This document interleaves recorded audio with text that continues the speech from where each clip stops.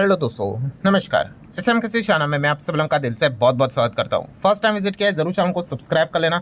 उसी के साथ साथ फ्री स्टॉक मार्केट क्लासेस इस चैनल को जरूर फॉलो कर ला। कल है सैटरडे, तो इस चैनल के ऊपर एक नया लेक्चर अपलोड होने वाला है। सो चैनल का लिंक आपको ऊपर आई बटन पे नीचे डिस्क्रिप्शन में मिल जाएगा। And let's learn stock market and finance, इस चैनल को भी फॉलो कर लेना। इसका भी लिंक ऊपर आई बटन पे नीचे डिस्क्रिप्शन में दिया है। आज के दिन की बात करें दोस्तों तो बहुत सारे वीडियोस आ चुके हैं। हाँ, नोटिफिकेशन का इशू यहाँ पे चल रहा है, इसलिए वो आप तक नहीं पहुंच रहे, बट कोई बात नहीं। जितने भी वीडियोस मैंने अभी तक अपलोड किए हैं सबके लिंक आपको नीचे डिस्क्रिप्शन में यहाँ पे देके रखे हुए। सो अगर आप चाहो तो उनको स्टडी यहाँ पे कर सकते हो। सो चले दोस्तों, फिलहाल तो इस वीडियो को स्टार्ट कर लेते हैं।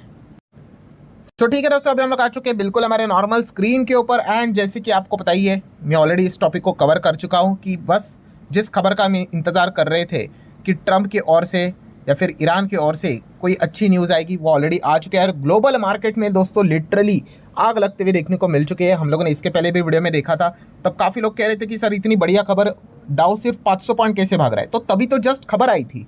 अब धीमे धीमे करके प्रॉपर रिएक्शन देखने को मिलेगा। आप देख सकते हो अमेरिकन मार्केट 1100 पॉइंट ऊपर है, 2.25% ऊपर। सिमिलर वे अगर हम लोग यहाँ पे बात करें, ये देखो तभी यहाँ पे हम लोगों ने कवर किया था। अब देख सकते हो कहाँ पे जा चुका है बाजार। नेस्डेक की भी बात कर ले, काफ़ी लोग नाराज थे कि इतनी बढ़िया खबर इतू साई कैसे भाग रहा है। अब देख लो ऑलमोस्ट 0.25% की तेजी है, एकदम एक तरफा बिना किसी रुकावट के अमेरिकन मार्केट एकदम आग उगलते हुए देखने को यहाँ पे मिल रहे हैं। रही बात हमारे एडीआर की, तो इन्फोसिस का एडीआर 1% ऊपर, एचडीएफसी बैंक का एडीआर 4.5% ऊपर, आईसीआईसी बैंक के एडीआर की अगर बात करें 2.5% ऊपर, विप्रो के एडीआर की बात करें 2.25% ऊपर, डॉक्टर रेड्डीज के एडीआर की बात कर ले तो ऑलमोस्ट 3% के करीब जाते हुए देखने को मिल रहा है। मतलब हर जगह पे हरा रंग ही नजर आ रहा है, किधर भी लाल रंग हम लोग को देखने को नहीं मिल रहा है। और रही बात गिफ्ट निफ्टी की, तो लगभग 400 पॉइंट के करीब गिफ्ट निफ्टी हम लोग को तेज होते हुए देखने को मिला था। वो तो ऊपर से थोड़ा सा 40-50 पॉइंट कट पकड़ कर ही चलने का पॉइंट क्या है, पॉइंट है दोस्तों कि ज़बरदस्त खबरें हम लोग को देखने को मिल चुकी है। आप सभी लोगों को पता है स्ट्रेट ऑफ हॉर्मुज ओपन होते हुए देखने को मिला है। ठीक है, अब ट्रम्प के अलग अलग स्टेटमेंट आ रहे हैं, हर कोई विक्ट्री डिक्लेयर करेगा, ये चीज़ें चलती रहती है। बट बॉटम लाइन क्या है, हमें जो चीज़ चाहिए थी भाई मार्केट भागने के लिए, वो फाइनली वो अपडेट हम लोग को मिलते हुए देखने को यहाँ पे मिला है। अब 22 तारीख की बात 22 तारीख को करेंगे, तब तक के लिए हम यहाँ पे कह सकते हैं एसओएस तो हर किसी के लिए हम लोग को ओपन होते हुए देखने को मिला। और ईरान की बात कर रहे हैं, उन्होंने भी कंफर्मेशन दे दिया है। तो दोस्तों इस खबर के ऊपर तो हर किसी का फोकस है, इसमें कोई गलत बात नहीं है। बट दोस्तों मैं आपको बताना चाहूंगा कल का दिन, यस कल का दिन बहुत इंपॉर्टेंट यहाँ पे रहने वाला है। ठीक है, वो तो यूएस ईरान की कोई तो अपडेट आएगी नहीं आएगी, वो तो बात की बात है। पर यहाँ पे हम कह सकते हैं कि खास करके कल का दिन दो कंपनीज के लिए, दो स्टॉक्स के हिसाब से दोस्तों काफ़ी इंपॉर्टेंट रहेंगे। लिटरली बाजार को वो हिला देंगे। आई नो अब काफ़ी लोग कहेंगे अरे कल तो सैटरडे है, मार्केट ही नहीं है, तो कैसे बाजार के ऊपर इम्पैक्ट। अरे भाई फ्रंट एंड पे नहीं है, बैक एंड पे तो चीज़ें चलेगी। जो भी कुछ चीज़ें होंगी उसका इम्पैक्ट मंडे के दिन देखने को मिलेगा। ठीक है, मार्केट बंद रहेगा तो थोड़ी ना चीज़ें यहाँ पे स्किप हो जाती है। सो इसीलिए दोस्तों कल के दिन की अगर मैं बात कर लूँ तो लिटरली यहाँ पे दो चीज़ों के ऊपर, दो स्टॉक्स के ऊपर सबसे ज़्यादा फोकस रहेगा। बात करेंगे दोस्तों तो निफ्टी 50। अब निफ्टी 50 की अगर बात कर रहे हैं तो आपको पता है निफ्टी 50 का सबसे बड़ा इंजन कौन है, इंजन तो आप सभी लोगों को पता है फाइनेंस सेक्टर। और इन फाइनेंस सेक्टर में भी, फाइनेंस में तो एनबीएफसी भी आते हैं, इंश्योरेंस भी आते हैं, और भी चीज़ें आती है। बट यस, फाइनेंस सेक्टर का सबसे बड़ा हार्ट क्या है, बैंक।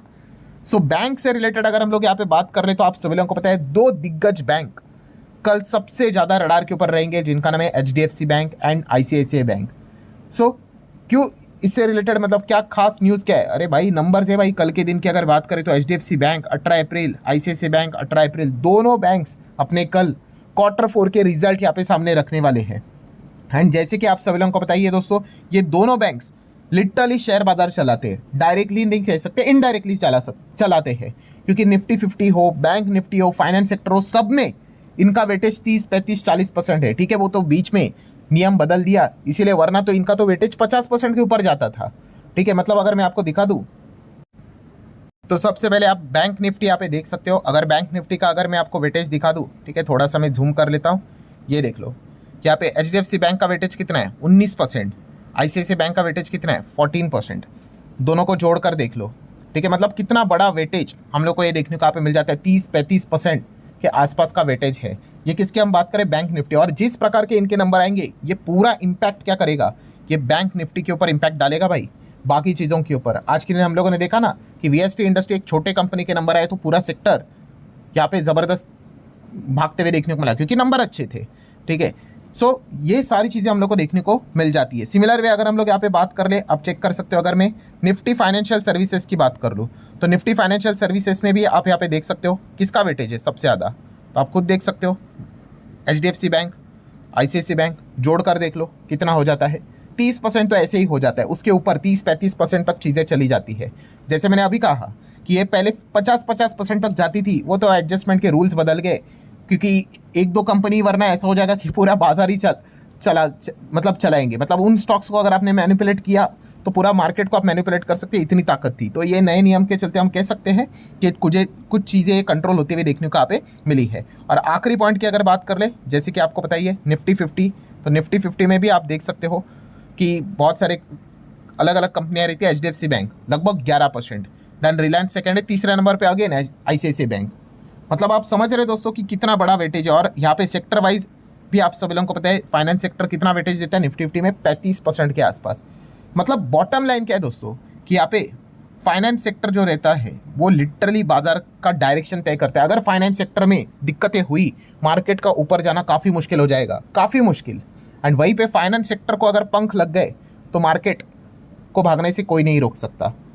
मतलब क्या है दोस्तों, जो अभी मैंने आपको बताया कि yes HDFC bank and ICICI bank ये फाइनेंस सेक्टर के फेस है, और कल इन दोनों बैंक्स के नंबर हम लोग को देखने को यहाँ पे मिलने वाले हैं। छोटे बैंक्स के भी नंबर है, जैसे कि येस बैंक की अगर बात करें, एक ज़माने में तो एक काफ़ी बड़ा बैंक था, फिर बाद में वो जो चीज़ें हुई थी राणा कपूर के अंदर, आपको पता ही है, स्कैम एंड ऑल दैट, ये नीचे आ गया। बट फिर भी इसके ऊपर भी ध्यान यहाँ पे रहेगा ही रहेगा। और सबसे इंपॉर्टेंट चीज़ जिसके ऊपर फोकस रहने वाला है वो कौन सी रहेगी, आप सब लोगों को पता ही है, NDF को लेकर। NDF मतलब आपको पता ही है, RBI ने सीधा NDF को बैन यहाँ पे किया था। नॉन डिलीवरेबल फॉरवर्ड की अगर बात करें, कॉन्ट्रैक्ट्स की अगर बात कर ले, उसका जो इम्प्लीमेंटेशन था वो तो अप्रैल ऑनवर्ड से हम लोग को देखने को मिल रहा था, और 10 अप्रैल से तक टाइम यहाँ पे दिया था कि आप इन चीज़ों को मैनेज कर लो।